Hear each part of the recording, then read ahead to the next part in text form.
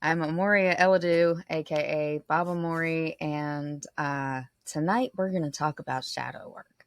But before we do that, I need you to hit all the buttons, like, subscribe, follow, whatever you got to do. Also, I've been doing a lot of community service work within the spiritual community that I've been trying to create, and I found a thing.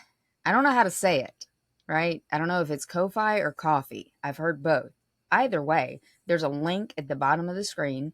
If you want to support what I'm doing, I would appreciate every little bit of help that you can give. That's all I'm going to say about that. All right. So there was a poll on my first episode, mic check, as to what you guys wanted to know about, what you wanted me to talk about first, and shadow work won the poll. So that's what we're doing. Now, while we're talking about this, I want to remind you guys, or if you didn't know, I have a book coming out next year. It's being published by Quill and Crow Publishing House. It's called Baba's Grimoire, and there's a whole chapter in there about shadow work too. I've also got a guided meditation called Into the Shadows on my website, eladu.com. It's EALIDU.com.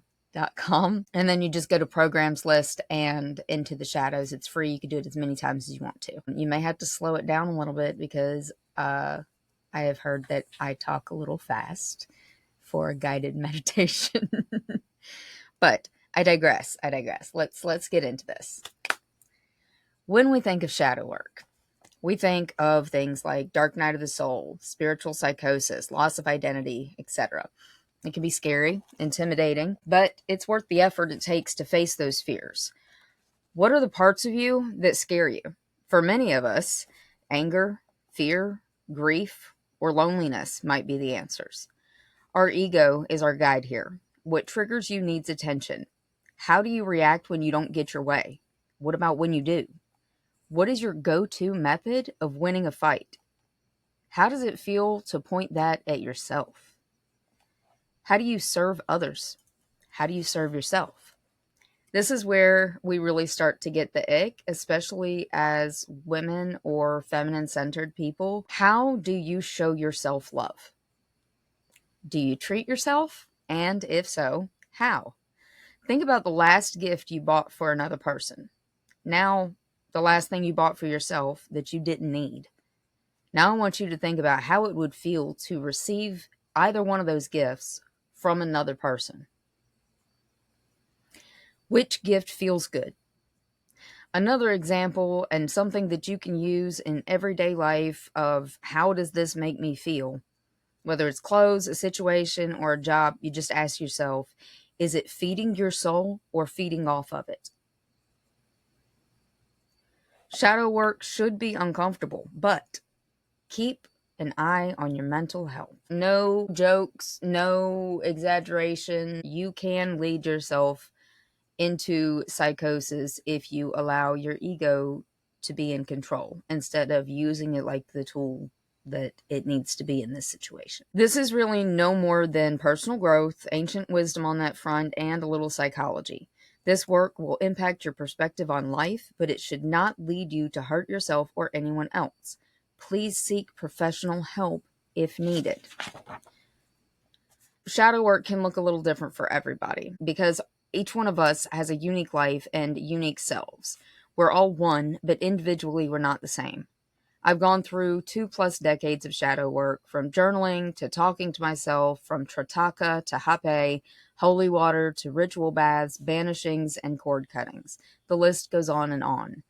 I've been healing over half my life. I've also been through a ton of trauma and abuse on top of the ancestral shit to deal with. The things that our ancestors went through affect us today. It is in our DNA. That's why we can't just sweep things like oppression under the rug. That trauma needs to be heard, seen, felt, understood, and healed in each one of us. One of the gentlest forms of shadow work is gratitude. Giving thanks with your whole self. Become a well of gratitude, even if you find yourself at rock bottom. Give thanks to your highest self for pulling through. Give thanks to your past self for keeping you alive. And then give thanks to you as you are now for everything you do to make sure that you have what you need. I'm not talking about material things. I'm talking about being thankful to have even thought to give thanks for feeding you, for washing you, being your own best friend. And if you're not your own bestie, we've got work to do. Another simple but effective tool is to take a few minutes for breath work before you get out of bed and as you go to sleep. You can try different styles of breath work, but the goal is to initiate DMT production in the brain. First one is 2 short inhales through the nose, 1 long exhale through the mouth.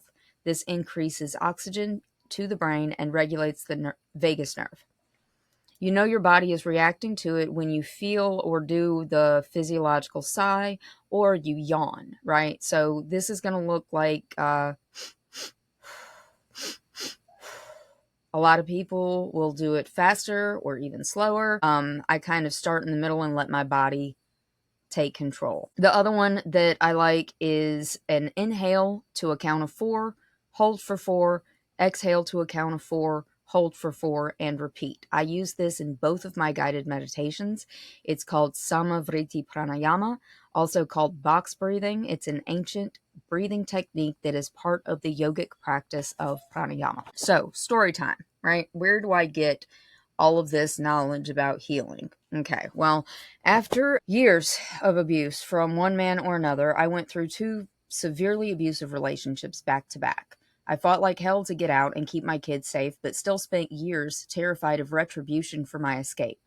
I decided to go back to school, got my bachelor's in alternative medicine, while going through a surprise pregnancy, raising kids alone, having an emergency hysterectomy, losing my grandpa, and eventually losing the independence that I had in having my own home. These things all happened during my Saturn return. And if you don't know about that, we could do other videos on that one because it completely changed who I am. Absolutely not the same person anymore. Around that time, my parents moved back from Colorado and we found a place together with my grandma because she was living by herself. And while I had a safe place to heal, I was still terrified. I couldn't sleep. I ended up on Ambien and then was abused by the guy that I was dating while I was asleep. So nobody seemed safe. And yet, being raised in a society that is mostly patriarchal, I kept giving chances because I needed to find a man, right? The CPTSD was literally crippling. At one point, I found Reiki and went through all of the classes and mentorship up to master. So then, of course, I started my own business. One day I went to a pop-up festival. I had my own table. I made some self-care products like soaps. I did Reiki and I was starting to channel, but I didn't really know that that's what was happening. I took a walk around, got some readings, and then I started to talk to another energy worker who taught me this trick because she saw my pain and fear under the mask. She was good. So you start off imagining a ball of yellow light at your belly button. Visualize this expanding. It covers your whole body. It surrounds the room that you're in. It surrounds the home or building that you're in, the city, the state, the country, the whole planet, and just keeps on going. As this expansion happens, I want you to laugh. Now, don't think about what you sound like, or if you don't find anything funny, just laugh. And it can start light, but what you want to get to is a loud, uninhibited, almost cackle.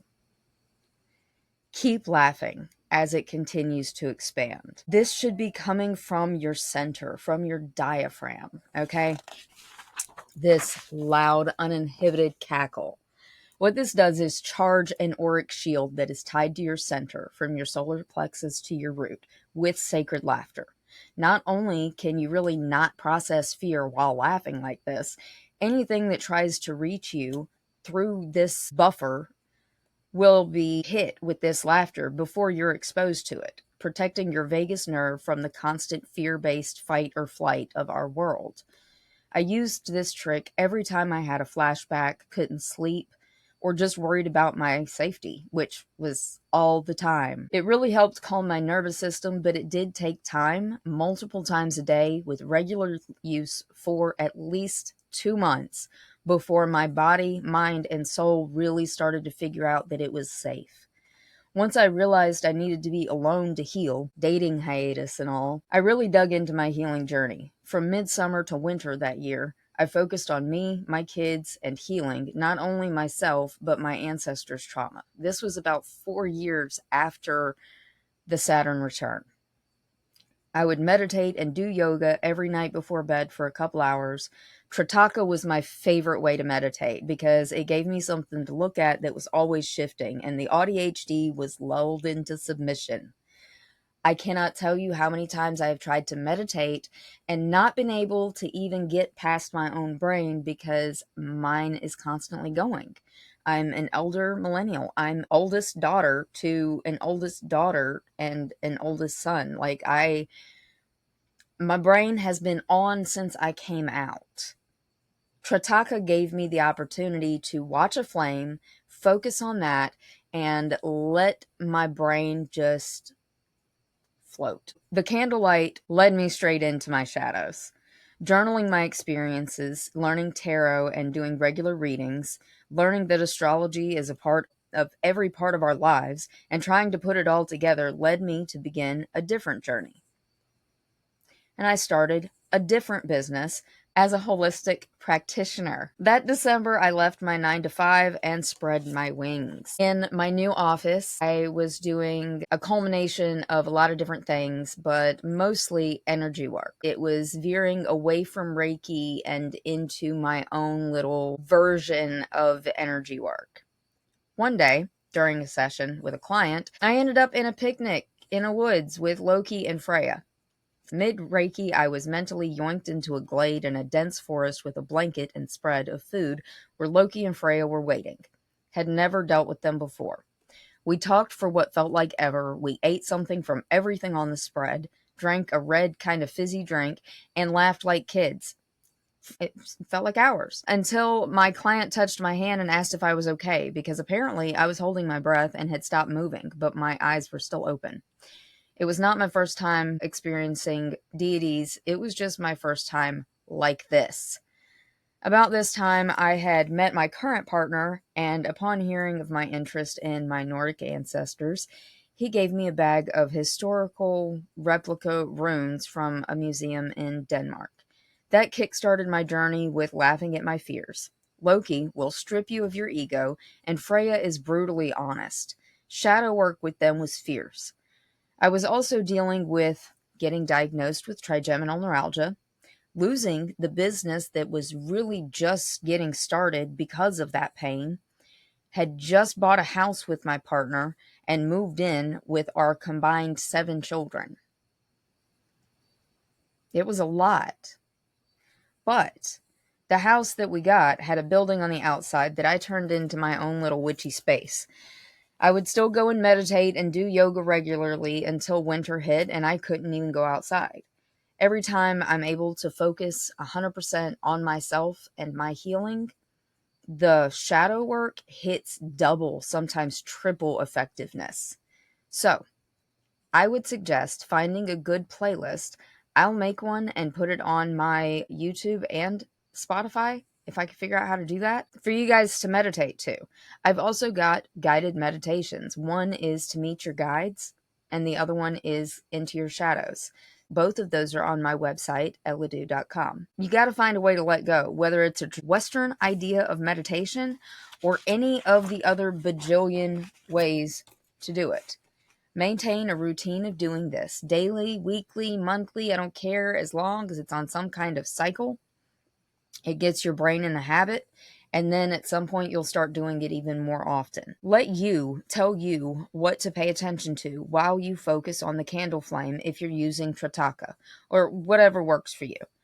See what you have to say and let you speak. If you do this in front of a mirror, you can literally have conversations with yourself. Talking to you about you is incredibly cathartic, but it is an extremely transformative tool. And so, you must be incredibly honest with yourself. Otherwise, you're setting yourself up for psychosis. Don't let your ego screw up your healing. It's a tool. It should not be running the show. You only have control over you. And even that is tenuous unless you're intentionally authentic all of the time. That's when the real work starts. That's when the hard stuff really hits you. Living every day with the intention of continuing to learn, heal, and share love with every aspect of creation. We are all one. Allowing the ego to control your life will prevent you from seeing others as aspects of yourself. And Loki may seem like a strange accomplice in shadow work because he's a trickster, but ask yourself how often his tricks were just bringing the truth to light. He comes in many forms and has been associated with deities from other cultures throughout time, like Thoth, Hermes, Coyote, and many, many more. Tricksters are in almost every culture. Their job, in part, is to show us the absurdities in our lives. They will shine a light on things it hurts to see. The devil's advocate is no one's favorite person, mostly because they know something about everyone. Their stores of knowledge could, and have, crumbled the foundations of society. They're meant to do this. This is their job. At least it's one of them. Our job is to do the work, and shadow work is how we find our way out of the labyrinth. Only through the shadows will we find real light. If you want to contact these aspects of the whole, you can call them forth in yourself. We're all part of the whole. That includes non-human entities. There's part of them in you, just like there's part of you in them. We're all entangled, and you can call any aspect of you to come forward in your life. If you want me to do an episode on deities and deity work, comment and let me know. Please do not assume that this means I don't believe in closed practices. I absolutely do. Stay out of them if you don't belong.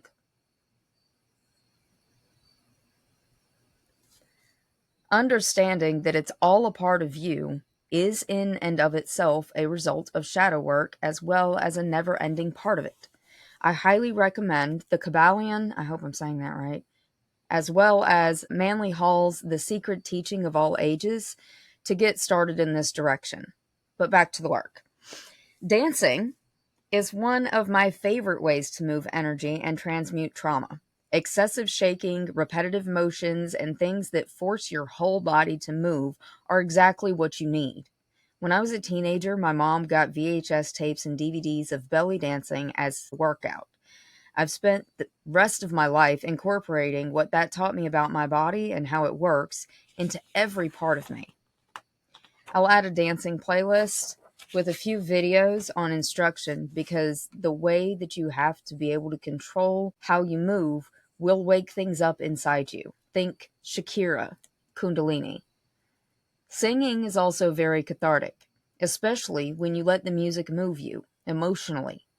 Even if you don't relate, letting the energy of the song engulf you and singing it with every bit of feeling will help you break down walls, keeping your shadows out of reach. Dancing releases blockages, keeping you from accessing your shadow self. No matter what you think you are, until you've torn down the walls, removed the masks, and stared into your bare soul, you won't really know yourself. We have so much programming. From before we're born through epigenetics, we are designed to accept certain beliefs and reject others. We're literally coded from hundreds of generations of patriarchy and male-dominated religions to sit down, be quiet, look pretty, and do as we're told. Our roles are defined by society, not our communities or even ourselves anymore. That changes as you move through your shadows. You'll lose everything that's holding you in the prison of your programming. That includes people, places, things, jobs, pets, family. Anything keeping you from your highest self will fall away. How traumatizing this is for you will fully depend on your ability to let go, accept, and surrender to your highest self. Let your shadows lead you to the light.